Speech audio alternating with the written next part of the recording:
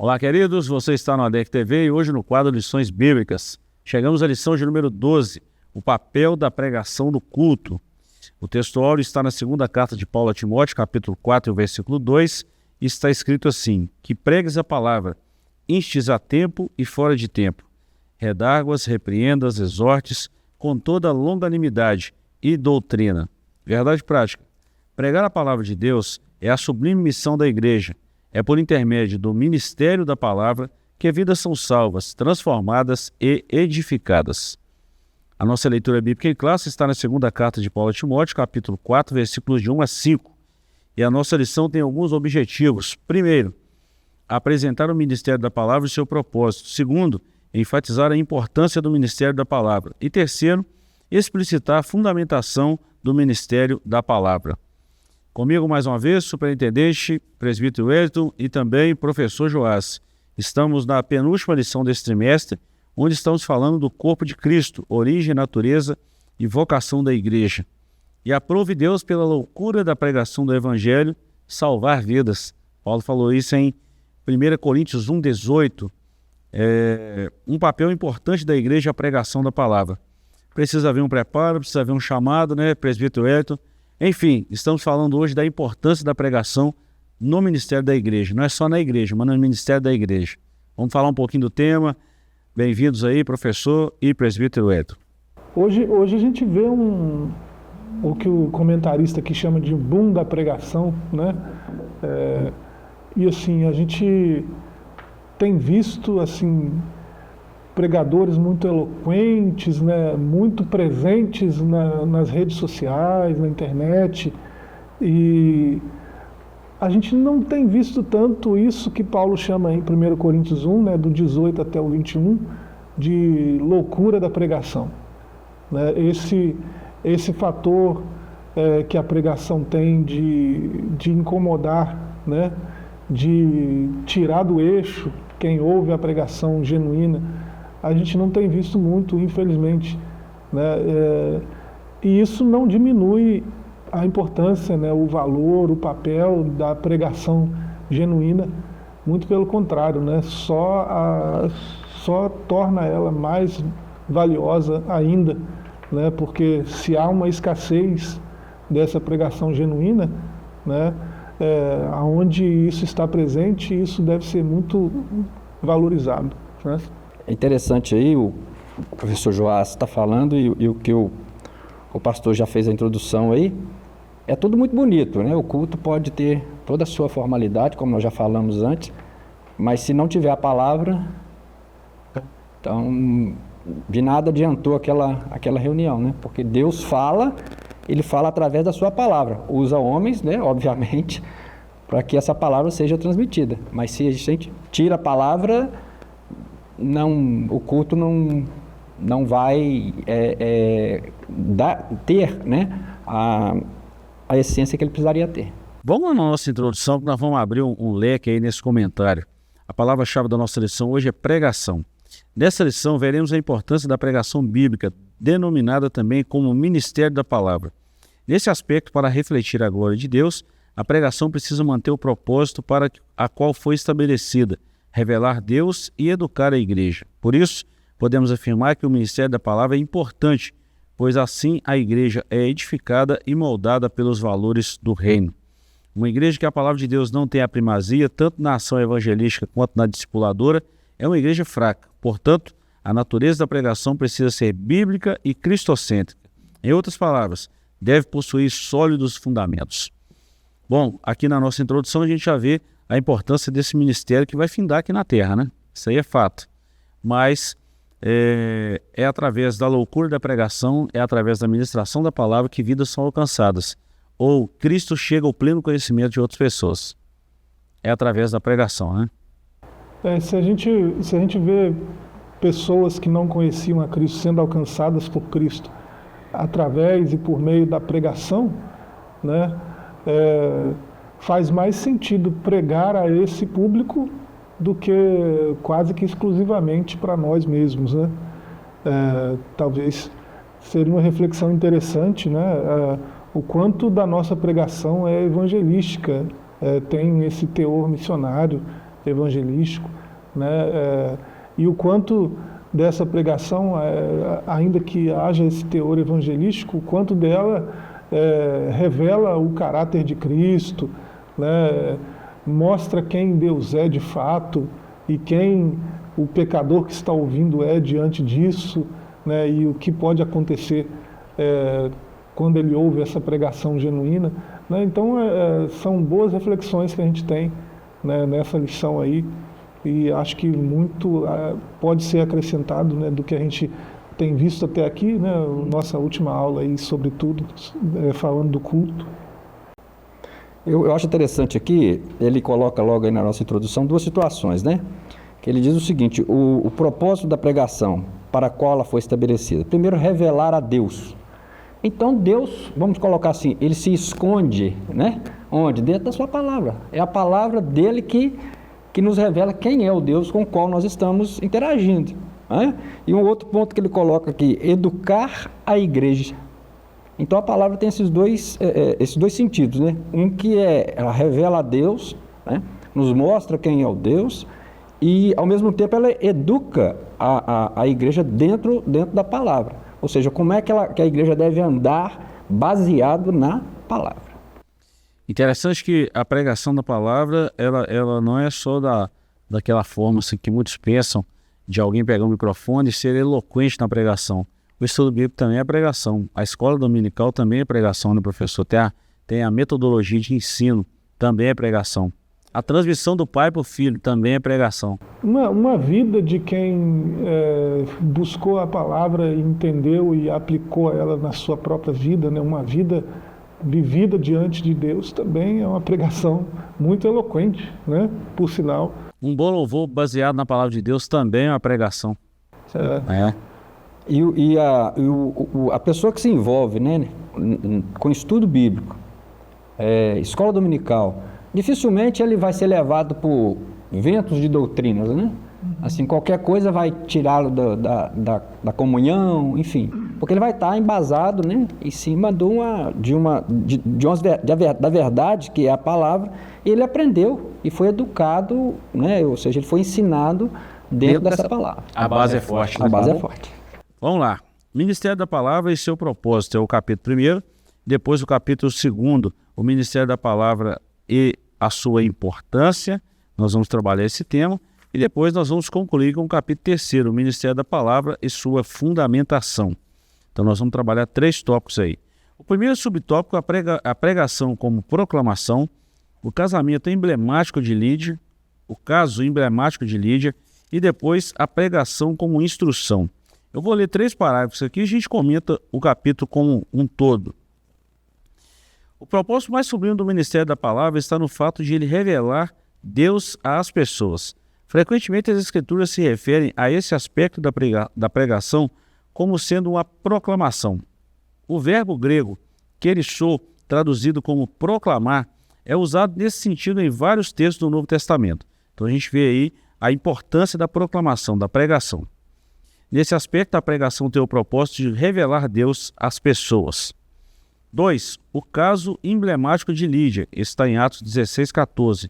Enquanto Lídia ouvia a pregação feita por Paulo, o Senhor abriu-lhe o coração. A pregação foi o instrumento que Deus usou para se revelar àquela mulher e o resultado disso foi a sua conversão. Deus é glorificado na revelação de sua palavra. Esse fato é destacado por Paulo em sua carta aos Romanos, de sorte que a fé vem pelo ouvir e o ouvir pela palavra de Deus. De novo, a ministração da palavra. E terceiro, a pregação como instrução. As pessoas que foram alcançadas pela proclamação da palavra precisam crescer e amadurecer no Evangelho, ou seja, necessitam ser discipuladas, instruídas.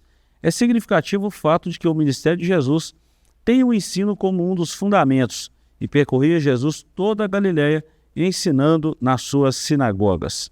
Olha bem, no Sermão do Monte também a gente vê Jesus ensinando. Então voltamos aqui na forma de proclamar, né, na forma de ministrar a palavra. A pregação como uma proclamação, ou seja, um ato de verbalizar, de pregar, de falar, de proclamar. Depois, enquanto alguém está ouvindo o ensino, se converte através da palavra, e a pregação como instrução. Basicamente, a pregação se resume nisso, professor Joás e presbítero Eto. Nisso aqui que nós falamos, vamos dizer que é o alicerce. Sim, nesse propósito aí, né, de revelar a Cristo, revelar a Deus, quem Deus é, né, e por meio de uma proclamação, a gente vê isso no caso aí de Lídia, né, Atos 16, você tem o querix, que é o pregador, né, ele tem um querigma, que é uma mensagem, né, e ele faz esse quirossô, essa proclamação, né, essa pregação dessa mensagem. E o querigma de Paulo era muito claro, muito específico, né, e cumpria esse propósito de revelar a Deus, porque ele mesmo diz: eu nada me propus saber entre vós a não ser Cristo, né, e esse crucificado. No contexto onde essa passagem ocorre, você vê que ele não está dizendo que ele só fala disso, de Cristo crucificado, mas ele está dizendo que toda a pregação dele tem essa proclamação, né? Toda a pregação dele acaba por revelar isso, o Cristo crucificado, né? A salvação em Jesus.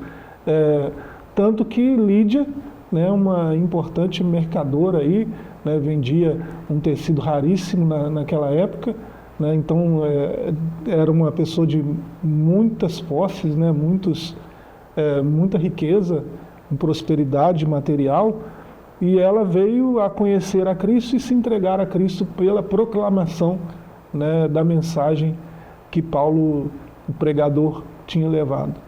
A primeira mensagem que Paulo pregou está registrada em Atos 13. E é muito interessante o cerne da mensagem. Ele prega a Cristo e a Cristo ressuscitado. Deve ser a nossa proclamação também, né? Com certeza. A gente prega uma verdade de que Cristo, muito embora tenha ido aos céus, né, ele vai dizer lá em João, capítulo 14, versículo 16, né, que não nos deixariam órfãos, antes enviaria um outro, né, esse outro Consolador, que é a mesma, lá no grego, né, halos, né, você que pronuncia, professor? Então, da mesma essência, da mesma forma, do mesmo jeito, para que nós não nos sentíssemos órfãos, né, desamparados. E esse mesmo Jesus é o que está revelado na Escritura, né, que é capaz de mudar a vida, de transformar a vida, como a gente tem visto aí, né, tantas pessoas que para a sociedade já não tinha mais jeito, rejeitado, enfim, e a gente está vendo que o poder de Deus pela palavra, que é a chegada, transforma essa vida, né? Nós temos vários exemplos aqui, né, que a gente vê realmente que a pessoa, tudo que ela fazia, né, de errado, que a sociedade julgava que não servia para mais nada, né, como escória, hoje nós estamos vendo essas pessoas aí pregando o Evangelho, multiplicando o amor que ela recebeu, né? O propósito do Evangelho é que vidas sejam salvas através da revelação de Deus na sua palavra. Agora, vamos trabalhar nessa pregação em duas frentes, tanto professor quanto nosso superintendente de presbítero. Vamos trabalhar em duas frentes isso aí. Primeiro, o que pregar, e segundo, como pregar. O que pregar? Cristo. Como pregar? Através da proclamação, que é o ato de verbalizar, né? Aquele impulso da pregação, cheio do Espírito Santo, e também em forma de ensino, que é muito importante. A gente vê isso nos evangelhos, Jesus ensinando, que demanda mais trabalho, né? Mais tempo, mais conhecimento. É claro, revelar Cristo às pessoas que não conhecem, exige um esforço do querix, né? Um esforço do pregador, porque essa mensagem precisa ser clara, né?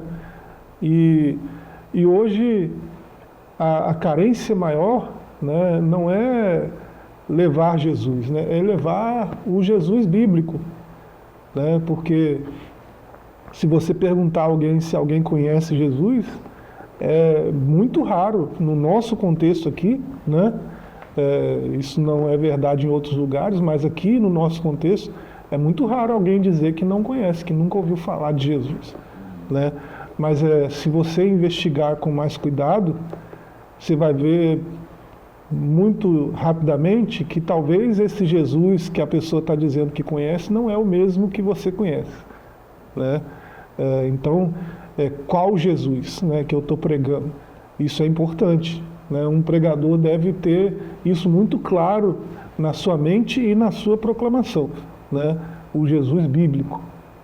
E mais uma experiência vivida também, né, não, presbítero Hélio? Mais uma experiência vivida. A gente prega aquilo que a gente vive. Ou pelo menos deveria ser assim, né? Exatamente. A verdade é assim, que quando se está sendo pregada a palavra, né, ela tem sempre um lugar, né, que ela vai encontrar alguém necessitado daquilo. E é por isso que a gente precisa proclamar, por isso que a gente precisa falar, por isso que a gente precisa, né, pregar. Ah, é só no púlpito, no domingo à noite? Não. A gente prega cotidianamente, né, com o seu modo de viver, o testemunho que você dá e, claro, a palavra escrita, que é a Bíblia, que é o manual que Deus deixou para que a gente seguisse, né? A Bíblia é cheia de conselhos, mas é preciso ter um contato com ela, né, pessoal? Porque não adianta você ter aqui a Bíblia bonitinha, fechado. Então, a maior revelação de Deus para a humanidade está dentro da sua palavra. A Bíblia não pode ser visitada como um turista visita o seu lugar de preferência aí nas férias, né? A Bíblia, para um pregador, isso é mais verdade ainda, né? Então, quando ele for apresentar Jesus, ele tem que conhecer esse Jesus, tem que saber como ele é, né? E, assim, conhecê-lo demanda busca, esforço, tempo, né? Para fazê-lo conhecido também. Essa dinâmica, ela é muito clara, né? Nos pregadores da igreja primitiva e nos nossos tempos também, né? Os melhores pregadores dos nossos tempos investiram tempo buscando o Jesus bíblico. A gente tinha antes uma caixinha, lembra das caixinhas de promessa? Pois é. A gente não tem mais as caixinhas de deveres, né? Devia ter, né? Porque as caixinhas de promessa sempre bonitas, sempre coloridinho, né? Sempre um versículo bonito, te encorajando. E a palavra de Deus, ela não é só isso, né? Ela é um confronto, né? Então, todas as vezes que a palavra te confronta, ela vai mudar algo na sua vida, né? Não é simplesmente chegar na caixinha de promessa e eis que estou contigo todos os dias, que coisa boa, né? Então o pregador não pode trazer só promessa na sua proclamação. Não. A verdade tem que ser dita, né? Então, às vezes, quando o próprio pastor está no púlpito e traz uma mensagem um pouco mais de confronto, né? Aquilo às vezes choca, mas é o que faz pensar, né? A palavra que traz, que confronta, é a mesma que Jesus confrontou Nicodemos com ela lá. Você precisa nascer de novo, né? Você precisa entender o que é o reino para você mudar de vida. E nem sempre esse evangelho, a aguinha com açúcar aí, está mudando muita vida, né? Verdade. Charles Spurgeon, ele tem uma frase muito célebre. Ele disse uma vez o seguinte, que a graça que não muda minha vida não pode salvar minha alma. Isso põe a gente para pensar. Então, a palavra de Deus tem essa função, né? Ela confronta, mas ela liberta, ela transforma, ela salva. Porque a palavra de Deus é viva, né? Hebreus 4:12, é viva e eficaz. Então tem esse detalhe também, né, professor? Se o pregador me apresenta um Jesus que só me traz conforto, para ser bem suave aqui, né? Se eu só conheço esse Jesus, eu sou um surfista, né? Aí o Jesus que eu conheço é surfista também, e é só isso. Eu sou um skatista, eu sou um roqueiro, né? Eu tenho um pastor amigo que é da Igreja do Rock, o pastor Silas Hall, né? A Igreja do Rock. Mas aí, assim, será que o Jesus que está sendo apresentado não é só um roqueiro, mais um roqueiro? Né? Jesus não é só isso, né? Jesus não é só assim como eu penso, como eu quero que seja, né? Então eu preciso conhecer Jesus de fato, né? E a gente consegue fazer isso buscando o devocional, o contato com ele mesmo, mas principalmente buscando a Escritura, né? O que a Bíblia fala dele. Aí a Bíblia fala dele o tempo todo, desde Gênesis, né? Se alguém tem dúvida na exposição da palavra, presbítero Ayrton, e na importância da palavra para a igreja, é só dar uma olhadinha no Salmo 138:2. Está escrito que Deus colocou sua palavra acima do seu nome. Então, daí a gente vê a importância da palavra e da pregação dessa palavra no seu exercício mesmo. É a nossa leitura bíblica em classe em que Paulo está falando com Timóteo: conjuro-te diante de Deus e do Senhor Jesus Cristo, que há de julgar vivos e mortos na sua vinda no seu reino. Que pregues a palavra, instes a tempo e a fora de tempo, redagas, repreendas, exorta, com toda a longanimidade e doutrina. Então esse aqui é o exercício. Com certeza. Uma outra situação que é o seguinte, a palavra de Deus ela não muda só uma pessoa. Porque quando uma pessoa muda, ela aceita Jesus e começa a vivenciar o que o Evangelho está dizendo para ela, o que a Bíblia está dizendo para ela, ela vai mudar a geração inteira. Porque dali para frente, muda tudo.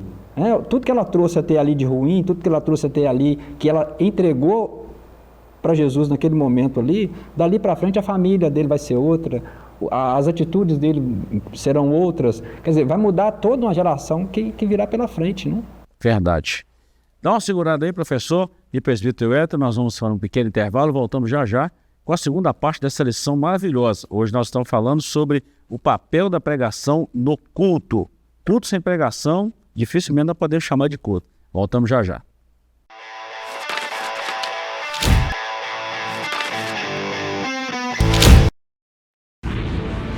Seja bem-vindo ao novo site da Assembleia de Deus Caratinga. Agora ele está completo para você acompanhar bem de perto tudo sobre nossa igreja. Nele você encontra um pouco de nossa história, onde nós estamos, nossos horários de cultos e endereços de nossas filiais. E ainda você poderá fazer seu pedido de oração, sua contribuição, acompanhar nossas notícias, entrar em contato conosco e muito mais. Mais uma forma de você acompanhar tudo o que acontece na Assembleia de Deus Caratinga, de onde você estiver. Acesse agora assembleiadedeuscaratinga.org. Uma verdadeira história de fé, renúncia, desafios e conquistas. Você irá se emocionar e extrair lições extraordinárias da biografia de um dos mais expressivos líderes do movimento pentecostal no estado de Minas Gerais. Recomendada por influentes líderes cristãos. Adquira agora mesmo Ari Coelho, um legado de fé, e descubra detalhes de uma história de vida que pode transformar a sua. Um produto com a qualidade CPAD.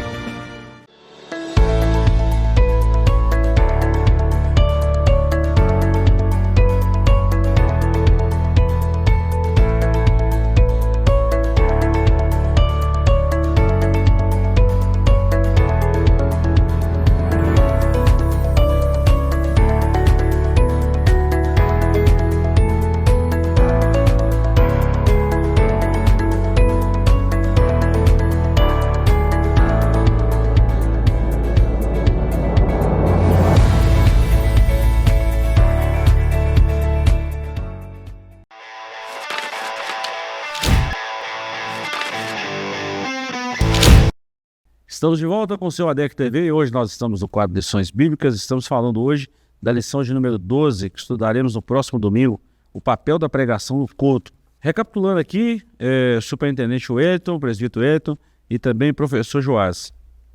Na lição passada, a lição de número 11, nós falamos o culto da igreja. Agora nós estamos falando da pregação no culto. Então, deixa eu só recapitular aqui. Primeiro nós estamos falando do culto, o culto que é a Deus, e depois nós estamos falando assim de uma liturgia, falamos isso na lição passada. E hoje nós estamos falando da essência desse culto, que é a pregação de Cristo, a pregação da palavra. Onde precisa ter pregação da palavra, precisa ter primazia. Eu estou falando isso, eu falo como pastor, mas também falo como alguém que já viveu um ministério itinerante por um tempo. É muito ruim a gente ser convidado, você vai lá, busca, prepara, porque na verdade a gente prepara aí muito tempo para falar 45 minutos, 1 hora no máximo. E chega lá, a gente tem 15 minutos de ministração. Isso é um desrespeito. Quando a gente fala isso, não que os louvores, não que o louvor não é essencial num culto, mas isso tem que ser regrado. Tanto o louvor quanto a ministração da palavra. Certo isso, professor? Muito certo. Se você tomar o tempo todo do culto, você tem aí 1h30, mais ou menos, para encaixar tudo, né? Aviso, louvor. Se você tira a parte essencial, que para mim é a palavra, ficou tudo bonito, mas faltou o mais importante, porque o que convence, o que mostra é a pregação, o que confronta o pregador é a palavra de Deus. E muitas vezes aquilo que a gente canta, né, como nós já falamos aqui na outra lição nossa aí, ela está muito assim, massageando muito o ego, né, das pessoas e esquecendo de confrontá-la. O que vai confrontar é a palavra. E aí, quanto a isso, não tem acordo, né? A palavra tem que ter a primazia no culto. Nem sempre a palavra tem esse valor no culto, né? A gente comentou isso aí na lição sobre culto, né? Que a palavra deve estar presente na oração, no louvor, na adoração a Deus, né? Você faz as coisas melhor quando você faz com base bíblica, né? Quando você faz baseado na palavra. E no tocante à pregação, nem se fala. Algo que é inaceitável é um pregador sem palavra, sem Bíblia. Você ouve uma exposição de 1 hora, onde 40 minutos é contação de história, filosofia, coaching e sei lá mais o que, e um pouquinho só de Bíblia ali, aqui e ali, né, em alguns pontos. Isso não é pregação, né? Então a gente precisa voltar à palavra, né? Eu li um livro, preciso reler, né? De volta à palavra, né? É muito bom. E a gente precisa fazer esse movimento, né, de retorno ao valor e ao propósito que a Escritura tem e deve ter, né, na nossa trajetória diária. Então agora nós vamos falar sobre o Ministério da Palavra e sua importância. Esse capítulo é dividido em 3 subtópicos também. Primeiro, edificação da igreja, formação de valores e resistindo diante de uma cultura sem Deus. A palavra tem a importante função de edificar a igreja. Essa edificação vem pelo confronto que o Espírito Santo traz pelo Ministério da Palavra, que exorta e consola. Às vezes isso pode vir em um tom de elogio, 1 Coríntios 11:2, ou em uma forte repreensão, 1 Coríntios 11:17.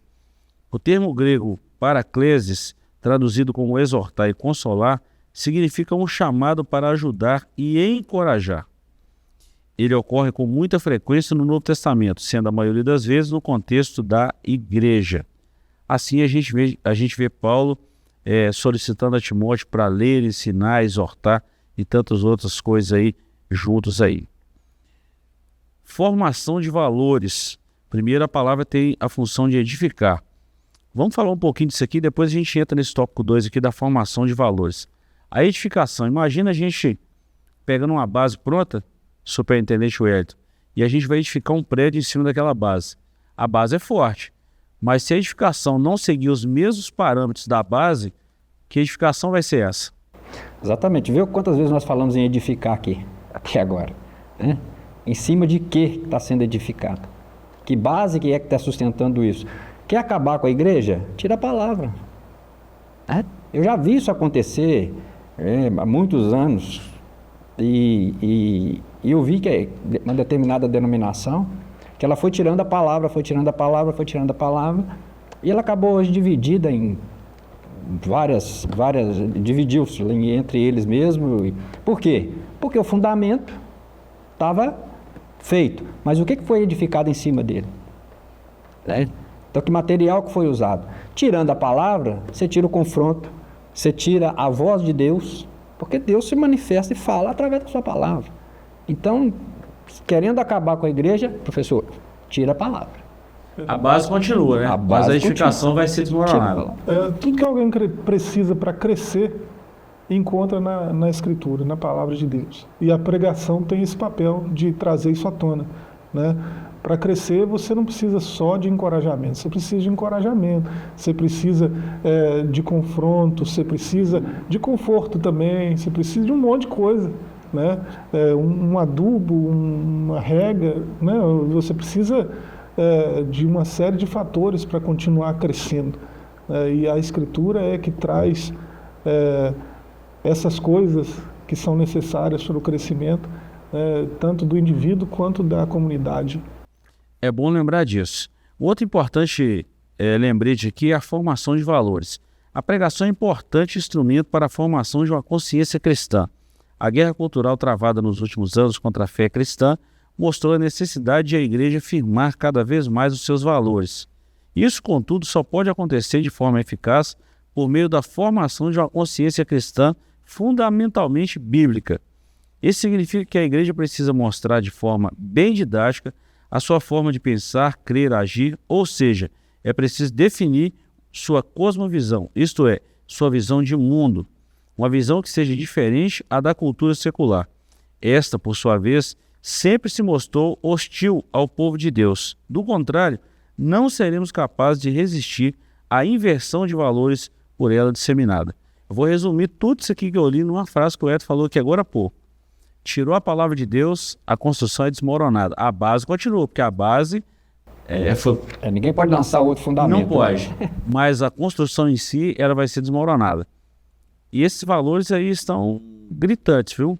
Hoje a inversão de valores, a gente já falou isso em outras lições, mas a inversão de valores, o espírito do anticristo que está no mundo, está de uma forma assustadora, tá? A igreja na contramão do mundo, né? Sempre.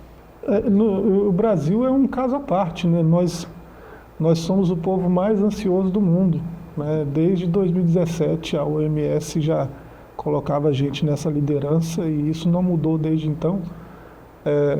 E assim, o brasileiro tão ansioso, né? Os transtornos ligados à ansiedade todos, né? Estão nessa grande caixa aí, né? De ansiedade, e isso está presente na igreja também, né? Então há uma tentativa de trazer conforto o tempo todo, só conforto, conforto, conforto. Isso não está funcionando, né?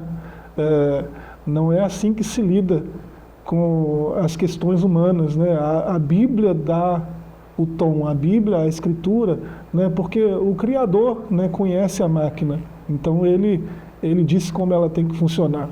É ele que diz as normas.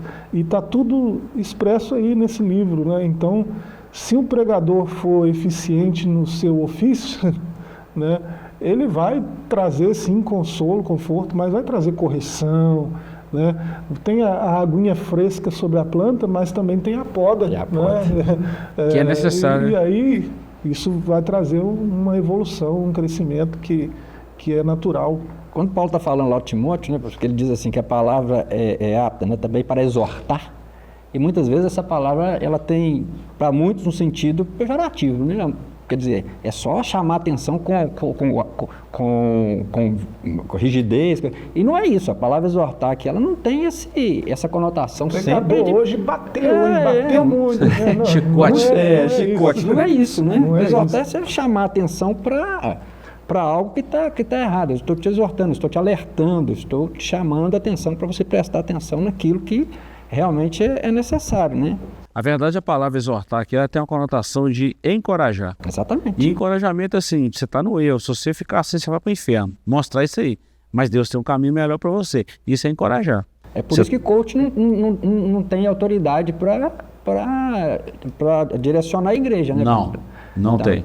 Então a gente está vendo muito isso por aí, muito coach achando que pode doutrinar a igreja, que pode dar conselhos para a igreja, e a gente tem que ter cuidado para não entrar nessa onda aí, né? Porque quem tem autoridade para exortar a igreja, para ensinar a igreja, é o pastor que Deus colocou na igreja. São os ministros de Deus, né? Os ministros que Deus separou para isso.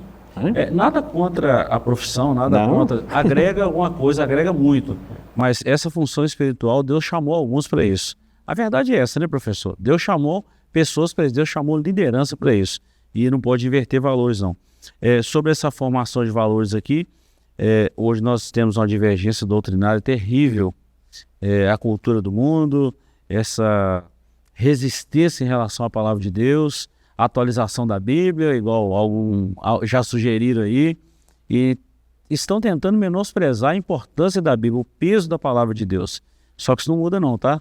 Está escrito que pode passar os céus e a terra, mas a palavra de Deus vai permanecer para sempre, isso não muda. Essa questão da cosmovisão é uma questão sensível, né? Há uma secularização em curso, né? E a igreja tem se secularizado mundo afora.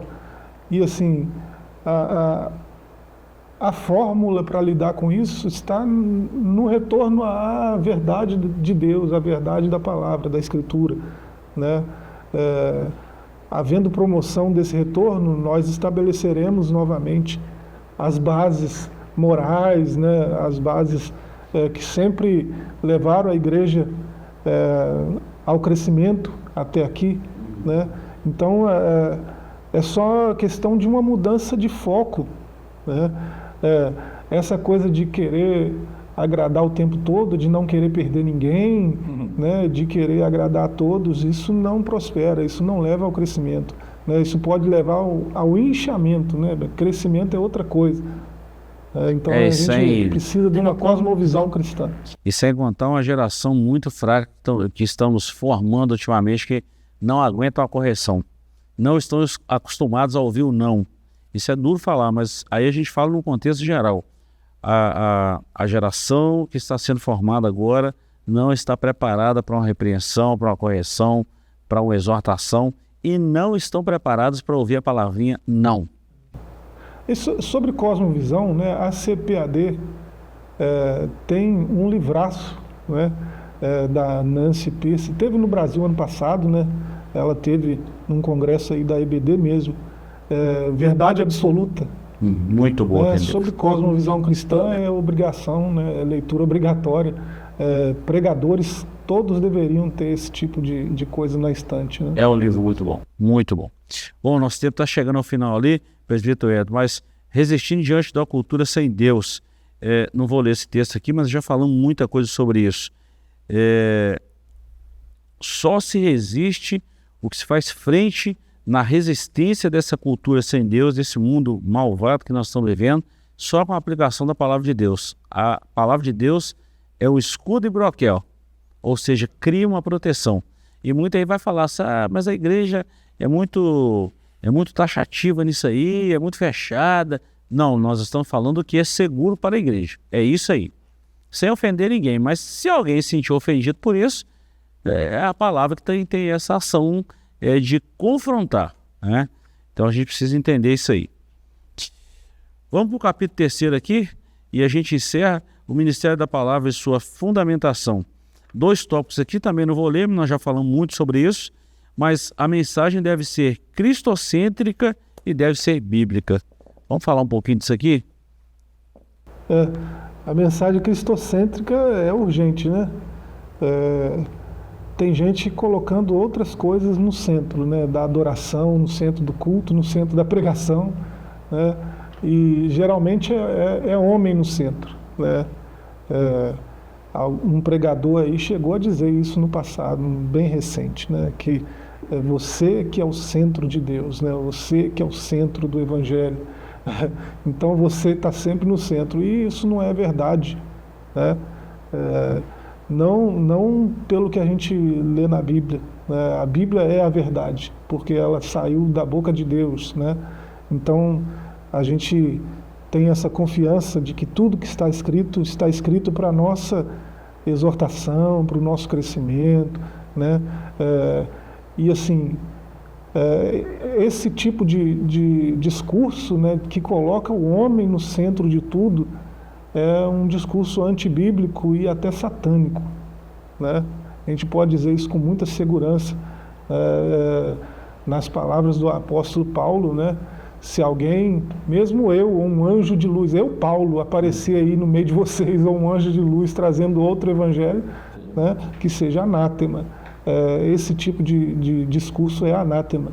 É algo que, quando for destruído, né, vai redundar em glória para Deus, né? Esse discurso não deve achar lugar em nosso meio nunca, né?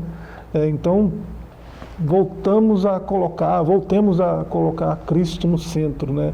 Da nossa vida, da nossa trajetória, da nossa fala, da nossa conduta, da nossa pregação, né? E aí Jesus vai estar no lugar que ele sempre deveria estar. E tem aceitação esse tipo de mensagem, né, presbítero? O alvo da pregação é revelar Cristo, né? É revelar Cristo. Como quê? Como Senhor e Salvador. Não só como Salvador, mas como Senhor. Enquanto Senhor é o que vai governar a sua vida, o que vai te direcionar, desde que você se apresente diante dele com sinceridade, né? Então, todos aqueles que se apresentam diante de Jesus com sinceridade, tem sempre acolhida, tem sempre um abraço, né? Um fraterno, tem sempre um chega para cá, que aqui você vai encontrar, né, descanso para a sua alma, você vai encontrar refrigério para a sua alma, né? Muito bom. E um outro detalhe para a gente encerrar, a mensagem deve ser bíblica, a pregação deve ser bíblica. Qual a base bíblica que nós temos para isso? Primeiro, todo o Antigo Testamento fala de Jesus. Quando Jesus veio no seu ministério terreno, ele citou o Antigo Testamento, que citava de si mesmo, citava dele mesmo.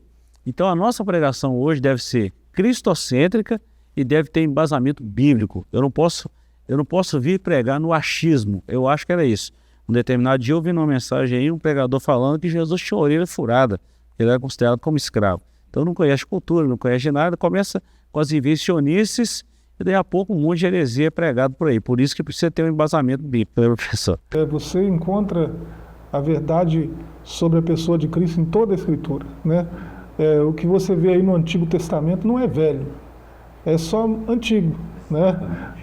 Tem aí mais de 3.500 anos, então é muito antigo. Mas de Gênesis até na nossa Bíblia Malaquias, né? Você vê coisas que aconteceram antes de Cristo, mas além de antes de Cristo, elas aconteceram apontando para Cristo, em direção a Cristo, né? Então, tudo isso aí já revela Cristo, né? Desde Gênesis 3,15 até a última palavra aí do Antigo Testamento, e o Novo é a revelação, né? Completa de Cristo, e mais clara e mais precisa. Então, você não deve tomar uma coisa sem a outra. E um pregador, então, quantas pregações você já ouviu no Antigo Testamento, ultimamente, né? E quantas no Novo? Preferem pregar no Novo Testamento, né? Mas a Bíblia toda revela Jesus, né? A Bíblia toda. A gente não prega muito no Antigo Testamento porque é mais complexo, mais difícil, em questões culturais, históricas, geográficas, mais complexas. Mas toda ela aponta para Cristo. Então a Bíblia é cristocêntrica.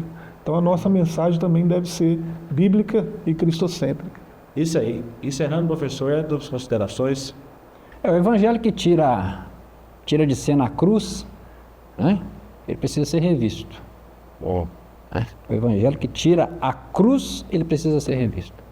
Porque a cruz foi onde Jesus se entregou, né? Cumpriu todo o seu ministério e morreu por mim, e morreu por cada um, né, de nós que está aí no alcance da nossa conversa aqui hoje, e entender isso.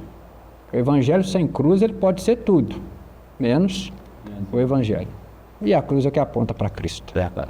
Obrigado, professor Joás. Obrigado, presbítero Elton. Chegamos ao final de mais uma lição. Próxima semana nós daremos a última lição, número 13, o poder de Deus na missão da igreja. E encerraremos aí o nosso trimestre. Gratidão pela sua companhia e até semana que vem, se Deus nos permitir. Até lá.